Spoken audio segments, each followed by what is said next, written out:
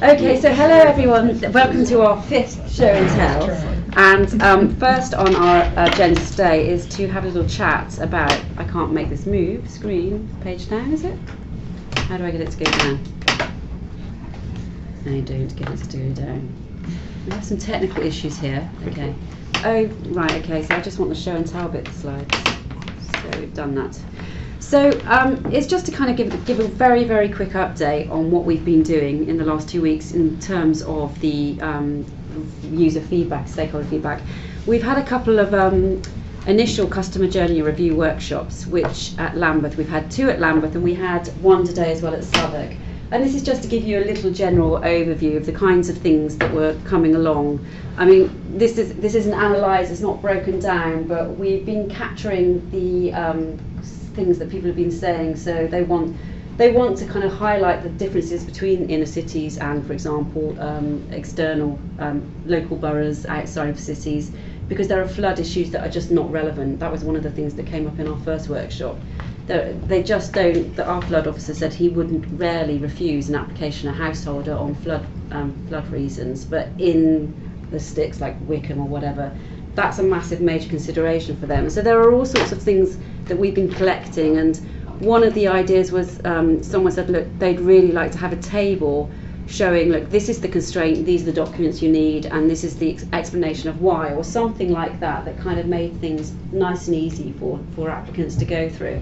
So we've been collecting lots of really interesting information, lots more yesterday, and again more today, which I can't go into now because we haven't had a chance to collate and analyse, but we're hoping to, over the next 2 weeks as well, go out and meet more councillors, go to more people, and actually start inviting users as opposed to the stakeholders that we've been talking to.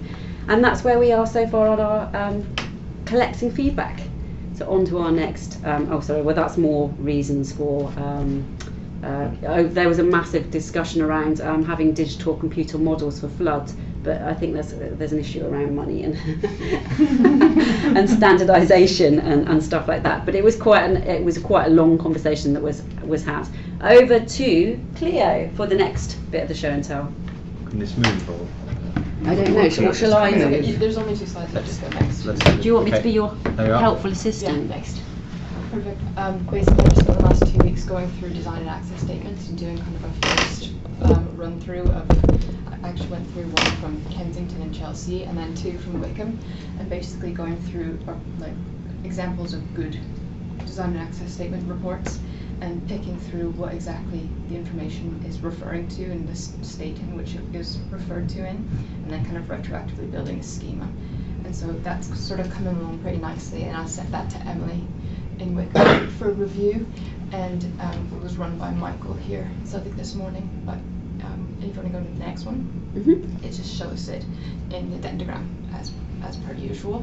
You can see the breakdown of various different kind of like property proposal, project type, and then the associated questions at the end in plain English, but just sort of trying to map out exactly what information everything's referring to, what specific types of design and access statements are required for which proposals and which project types, and then within that, which information is required for each of those specific proposal design and access statements. So that's the last 2 weeks.